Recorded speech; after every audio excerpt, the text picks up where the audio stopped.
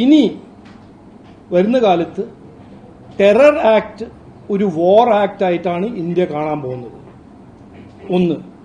രണ്ടാമത്തത്, ഇന്ത്യ ഇനി പാകിസ്ഥാന്റെ ന്യൂക്ലിയർ ബ്ലാക്ക്മെയിൽ അതിനെക്കുറിച്ച് കേൾക്കാനും സംസാരിക്കാൻ തയ്യാറല്ല. മൂന്ന്, ഈ സെപ്പറേഷൻ ടെററിനെ സപ്പോർട്ട് ചെയ്യുന്ന സർക്കാരിന് അല്ലെങ്കിൽ ടെററിസ്റ്റിനെ സപ്പോർട്ട് ചെയ്യുന്ന രാജ്യം, അതിന്റെ ഒരു ഡിസ്റ്റിങ്ഷൻ ഇനി മേലാൽ ഇന്ത്യ അതിനെക്കുറിച്ച് ഒരു ഡിസ്റ്റിങ്ഷൻ ഉണ്ടാക്കില്ല.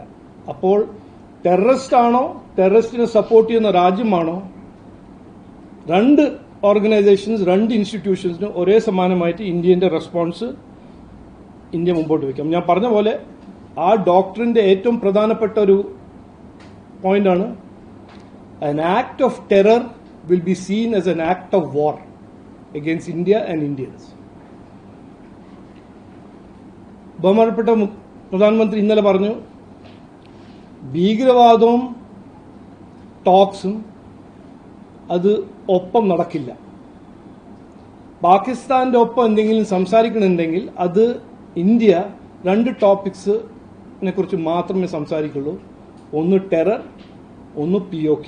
ഈ രണ്ട് കാര്യങ്ങളെക്കുറിച്ച് മാത്രമേ ഇന്ത്യ പാകിസ്ഥാന് ഒപ്പം സംസാരിക്കുള്ളൂ. ഇന്നലെ പ്രധാനമന്ത്രി വേറൊരു കാര്യം പറഞ്ഞു, ചോരയും വള്ളവും ഒപ്പം നടക്കില്ല. അപ്പോൾ ഇൻഡസ് വാട്ടർ ട്രീറ്റി, അതിന്റെ ഒരു ഇംപ്ലിക്കേഷൻ, ഇൻഡസ് വാട്ടർ ട്രീറ്റിന്റെ കീഴിൽ വള്ളം വേണമെങ്കിൽ ഈ ടെറർ അത് സ്റ്റോപ്പ് ചെയ്യണം. ഞാനൊരു ടെക്നോളജിസ്റ്റാണ്, അതുകൊണ്ട് ഇന്ത്യന്റെ ഇന്നലെ കഴിഞ്ഞ 4 ദിവസം കാണിച്ച ഒരു കേപ്പബിലിറ്റി, അതിനെക്കുറിച്ച് ഞാൻ പറയാൻ ആഗ്രഹിക്കുന്നു.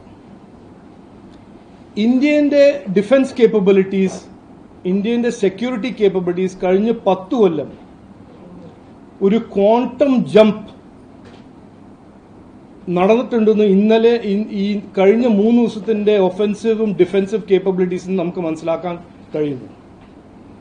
ഇന്ത്യന്റെ ഡിഫൻസീവ് ഷീൽഡ്, ഒരു ഒറ്റ ഡ്രോൺ, ഒരു ഒറ്റ മിസൈൽ ഇന്ത്യന്റെ ഡിഫൻസീവ് ഷീൽഡിനെ പെനിട്രേറ്റ് ചെയ്യാൻ കഴിഞ്ഞില്ല. പാകിസ്ഥാന്റെ അടുത്ത് ചൈനീസ് ടെക്നോളജി ഉണ്ട്, ടർക്കിഷ് ടെക്നോളജി ഉണ്ട്.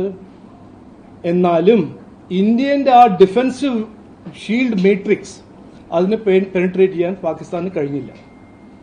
ഏറ്റവും പുതിയ വാർത്തകളും വിശേഷങ്ങളും വിരൽ തുമ്പിലറിയാൻ സീ മലയാളം ന്യൂസ് എല്ലാ ഡിജിറ്റൽ പ്ലാറ്റ്ഫോമുകളിലും ലഭ്യം.